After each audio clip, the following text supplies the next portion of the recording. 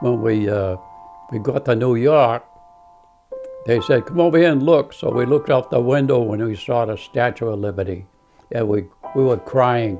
It was so good to be home, you know. Oh, geez, it was great. Frank Bertrand with a D, Clocher. No juniors or nothing. In 1924, I was born on Osborne Street. Many, many years ago. I've lived here almost all my life, except when I was in the service.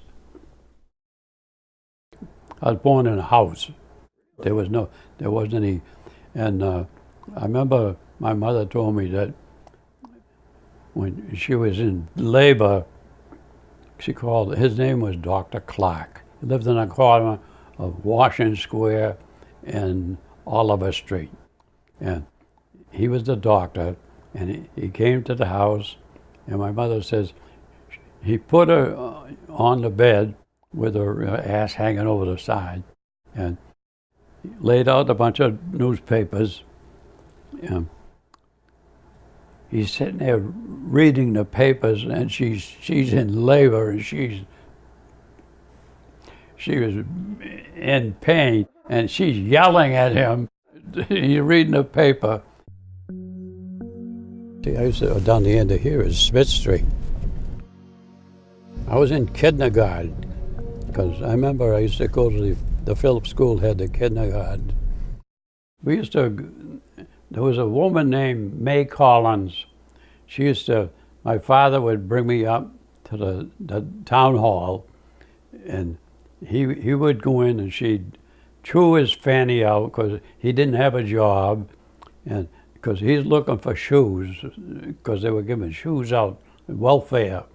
So they'd take me down into the cellar, and they'd fit me with shoes. And I used to, you know where Leafort Terrace is? Well, I used to go from there where the school is, and I go all the way along the shore, and I jump from rock to rock all the way to Willows. I was able to do that, but it raises hell with the shoes, because my father he'd chew me out because I wore them out too fast. When I was in the 4th grade, I lived on number 10 Arthur Street here on the right-hand side. Where is it? It's the last house on the right, and we lived on the 1st floor.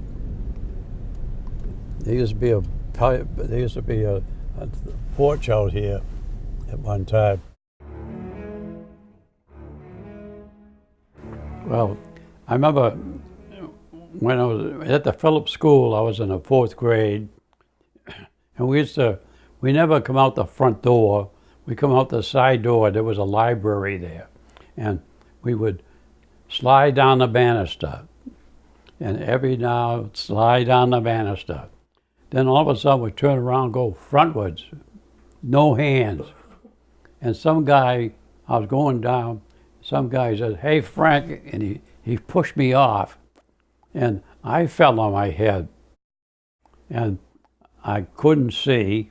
I lost my eyesight, and some kids took me home, because we lived where the parking lot of the hotel is, 104 Essex Street, and they brought me home.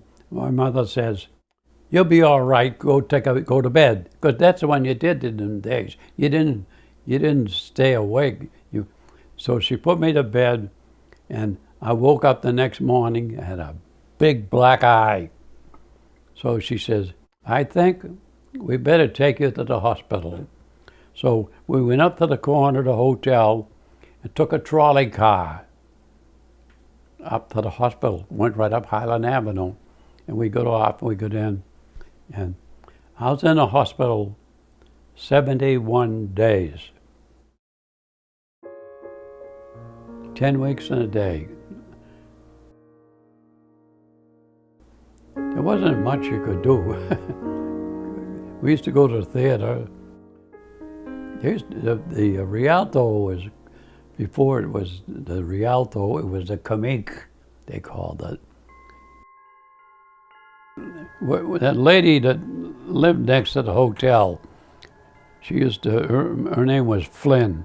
I used to call her Old Lady Flynn. And I used to shovel her sidewalk, and I'd go over to the hotel.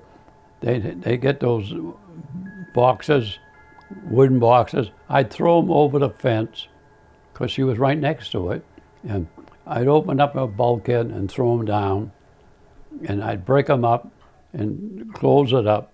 And at the end of the week, I go knock on her door. She'd say, "Come in if you're good looking." Of course, I forget it. She'd give me 15 cents. It was a dime to get in a Rialto theater and a nickel for candy. And we used to even skip into the Rialto through the men's room. And she was quite a lady. And she had a hat shop in the other side of the house. She made hats. She'd sell hats. She was quite a lady. There was Mrs. Flynn's hat shop. Then there was a cobbler, and then Ledger's Market, and Waller the tailor. Then my house was the next one. Howard then was in the parking lot, part of it. They had sports there. They used to have wrestling, and they had boxing there, and they had weddings there. And the Now and Then was on Essex Street.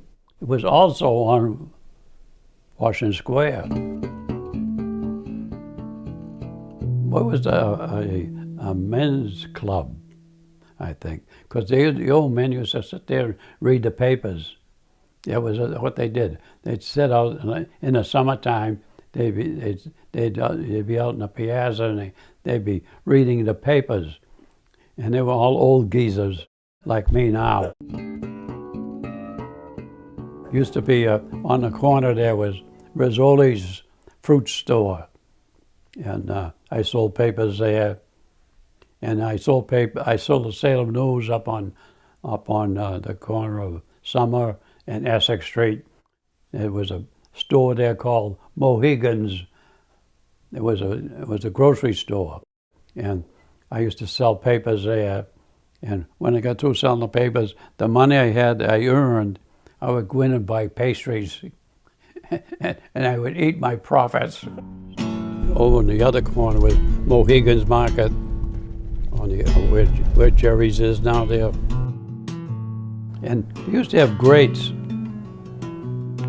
in the sidewalk. Okay.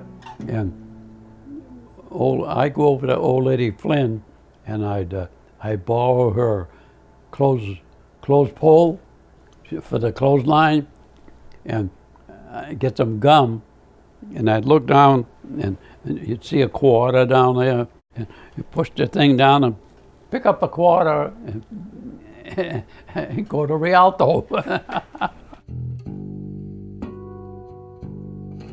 1938 was a big hurricane, and one of the biggest ones we've ever had. I was out there watching the trees blow off. I don't know how many trees they lost there. And I remember trying to go home. The wind was blowing so bad, I had to go around the hotel, and I almost got blown away going down the boulevard. I took all I could do to get home because the wind was blowing so hot, going around the hotel. And when I finally turned a corner, it wasn't too bad. The wind was blowing in the other direction, so I finally got home. I went 2 years here to the vocational high school at 5 Broad Street, and I graduated in 1940. They taught mechanics, electric, and carpentry. I took up cabinet making, and the teacher was named Mr. Pino. I was still in school.